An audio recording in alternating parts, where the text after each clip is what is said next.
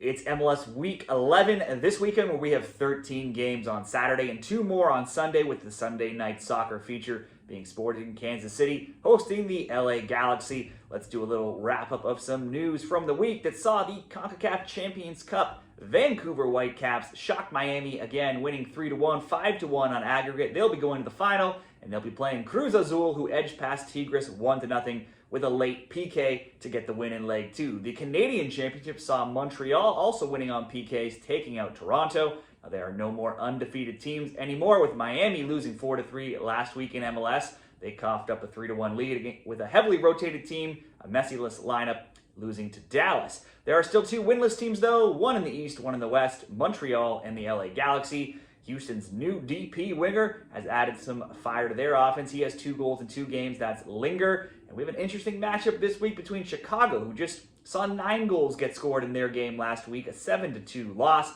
They'll be playing an Orlando team who has had 3 straight 0-0 draws before winning 3-0 last week. So they have a very rare streak going of 4 straight clean sheets. We've got different styles clashing in that one. Let's get into the best bets this weekend. I'm going to look at 7 different games, 4 different bets. Be sure to give the video a like, subscribe to the channel. You can become a member for more, and also check out the graphic at the end for a summary as well. Let's start it off with San Diego and FC Dallas for a two-leg parlay. 7th San Diego, 14 points. They'll host 6 Dallas with 15.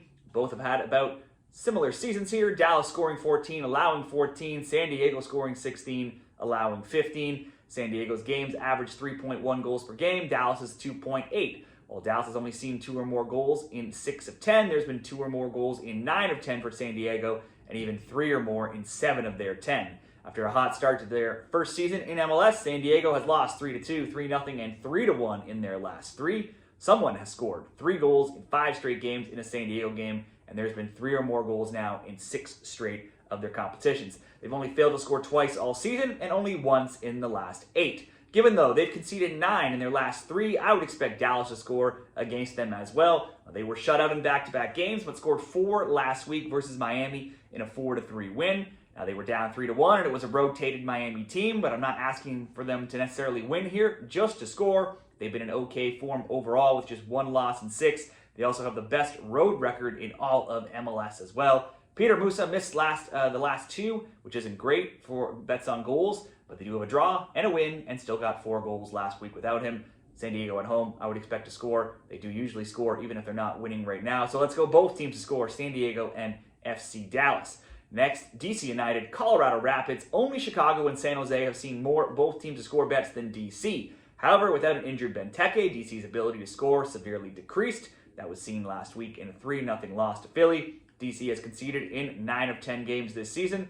There's been 2 or more goals in 8 of their 10 games as well. Even with Benteke, DC was struggling, and they have now won just once in 7 games. There are, though, reports that Benteke could return this week. Meanwhile, Peglo still expected to be out. Benteke in the lineup and healthy for a full game certainly could make this game look like a good both teams to score bet. But we'll have to check his status. For the Rapids, they've been inconsistent. They've been consistent this year across 12 games in all competitions. They've only lost 3 times, just twice in 9 games, and none in their past 3, where they have a 3-2 win, a 2-2 draw, and a 1-1 draw. Now, while that's an impressive 6 goals scored in 3 games, it's also 7 goals allowed in their last 4. I think there should be some goals, at least 2, maybe both teams to score for this parlay. Over 1.5, DC Colorado paired with San Diego Dallas, both teams to score, coming in at plus 103 odds in that 2-game parlay. Next up, we'll do a 3-gamer here. We'll target some unders with some games that don't look like there should be high scoring, lots of goals. Toronto and New England. Toronto played in the Canadian Championship versus Montreal this week on April 30th. Went up 1-0, 2-1, then lost in PKs. They have 1 win in MLS and only 8 goals scored. The Cup game versus Montreal was a rare high-scoring game, as before that, scores were 1-0, 1-0, 0-0, 1-1, and 0-0. The Revs are turning it around with a win in 3 of 4, 3 straight wins as well. Those scores, low scoring, 1-0, 2-0, 1-0. Those 3 straight clean sheets are a good recipe for a TFC team that struggles to score, but only twice have the Revs scored more than 1 themselves this season. Last year, Toronto won both meetings by low-scoring margins of 1-0. Only 1 time in 4 has the both teams to score bet cash between them. Only once in 7 has there been more than 3. Toronto Game see an average of 2.2 goals per game. New England's just a paltry 1.6. TFC 6-4 to the under 2.5. Meanwhile, New England 7-2. Push that up to 3.5, and TFC is 8-2, and New England a perfect 9-0 to the under. Let's go under 3.5. Toronto and New England. Austin and Minnesota, both teams have only allowed 10 goals this season. The Verde have only scored 7 themselves, making their games among the lowest scoring in the league at 1.7 goals per game. The Loons have scored 12, but only 1 in their past 3. Last week they lost 3-1 to Vancouver, but they had been undefeated in 8 games prior. Austin also lost last week 2-0, and they're now only 1-2 in their last 4. Brendan Vasquez missed last week, could miss out again. Not great for their offense. Last year, both won on the road. Minnesota 2-1, Austin 1-0. The both teams to score bet has hit in 4 of their last 5 meetings with 1, 3, 5, 3, and 3 goals combined. Only once in 9 all-time meetings, though, have there been more than 4. This season, Austin 8-2 to under 2.5 and 9-1 to under 3.5. Minnesota 6-4 and 7-3 to the under in both. Once again, we'll take the alternate total and go under 3.5. That alone could bring you in not a great payout at minus around 148. So let's add one more selection. It's the early game on Saturday, Atlanta and Nashville. Atlanta lost 3-0 last week to Orlando and 3-0 the week before to Philly. Latte Lau was suspended last week. He returns here, which should help, but the Five Stripes still have 0 wins in 4, 1 win in 9, and just 2 on the season, which is a huge disappointment considering all the new pieces they brought in this season. Atlanta has also not scored from the run of play in over 300 minutes, which you'd not expect given some of the offensive pieces they have. Over to Nashville, who are still without defensive stalwart Walker Zimmerman.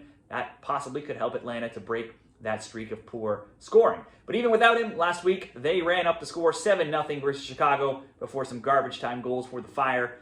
Sam Surridge coming off a 4-goal performance in that game where Nashville won 7-2 over Chicago. Surridge is tied in 10th and Henny Mukhtar 2nd, both among the shot target leaders in the league. So they've got 2 players that are piling up shots. Mukhtar has 2 goals, 1 assist last game. Andy Nahar also had 3 assists.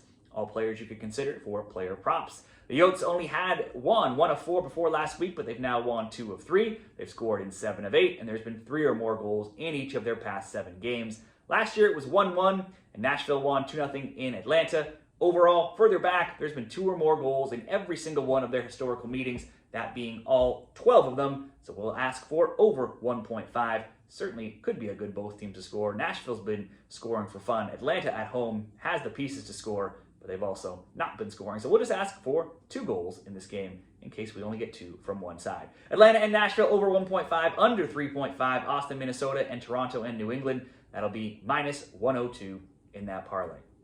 Now let's go late into the night. On Saturday, this looks like a prime MLS After Dark type game where we could see, and hopefully we'll see, some chaos and some goals. San Jose and Portland. San Jose has not struggled to score. They have the most shots, the 2nd most shots on target, and they're tied for the most goals scored overall. But they've given up the 5th most goals allowed, 2nd most shot attempts, and the most shots on target. Last week, they lost 2-1 to Columbus. Prior to that, it was losses of 5-3 and 2-1. And they have only 1 win in 8 games. Not since week 1 has San Jose kept a clean sheet. Despite a loss last week to the Crew, the Quakes had just as many shot attempts as Columbus with 15. They did outshoot them in shots on target, 6-3.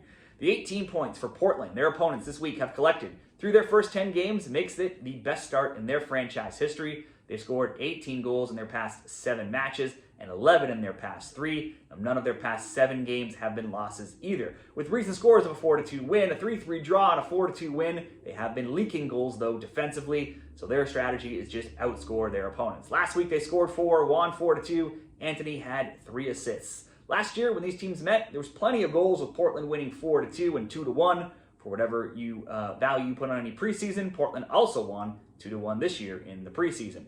At least one team has scored 2 or more goals in 7 of the last 8 meetings, and 10 of the past 12 as well.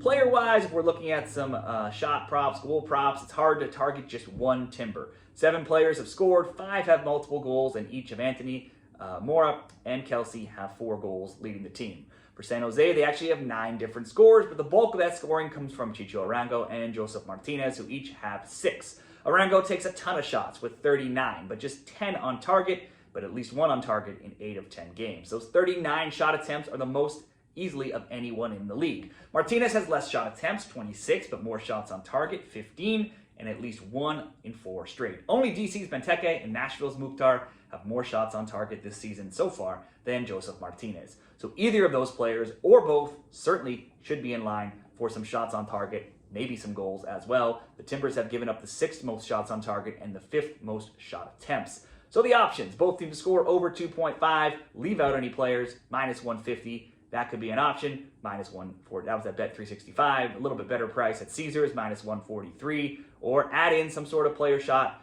on targets. You could add Arango and Martinez.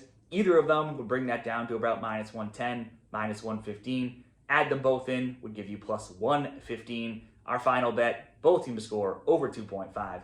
Chicho Arango, 1 or more shot on target. He takes the most attempts in the league, so we'll pick him. That same game parlay comes in at minus 115.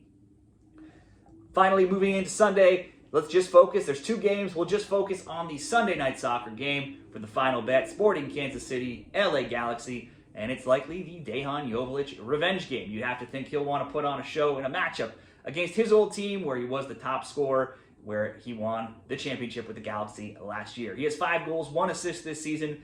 3 goals and 1 assist have come in his last 4 games. Also in his last 4 games, he's had 10 shot attempts, 6 on target, putting at least 1 on target in 3 of those 4 games. SKC are 2-0-2 under interim coach Kerry Zavagnin, and Joveljic isn't the only scoring threat, as Daniel Shalaway has 4 goals this season as well. In their last 4, it's a 2-0 win, a 4-2 loss, a 5-3 win, and a 2-1 loss last week. So it's a 2-win team here versus a 0-win team for this Sunday night soccer matchup. The champs, LA, have yet to win, and they just lost 4-2 to Portland last week. LA has been scored on in every single MLS game. While the offense has taken a step back, they still have the likes of Peck, Paintsel, and Ramirez, who should be able to create some chances here as well. Last year, the Galaxy won 3-2 and 4-2 when these teams met. This year, I would have to give the edge to SKC, given their slight improvement in form right now.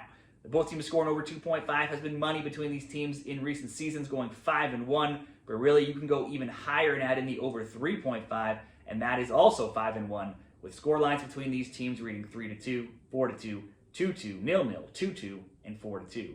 Both teams scoring over 2.5 comes in at minus 110. We can add in Joveljic to have at least 1 shot on target to get us to some plus money at plus 115. Let's do that same game parlay.